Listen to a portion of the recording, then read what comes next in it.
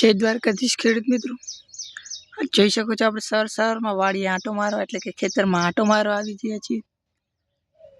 આ જો મકાઈ ઊભી છે, એરંડા છે,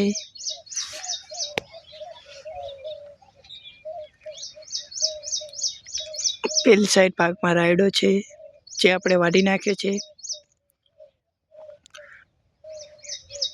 જય દ્વારકાધીશ. ગુજરાતના તમામ ખેડૂત મિત્રોને મારા નમસ્કાર. તમે જો વિડીયો જોવા આવ્યા છો તો સબસ્ક્રાઈબ અને લાઈક કરતા જાજો, સારી એવી કમેન્ટ પણ કરજો. સવારમાં જો ખેતરમાં કેવો મસ્ત નજારો જોવા મળી રહ્યો છે સૂર્યનો.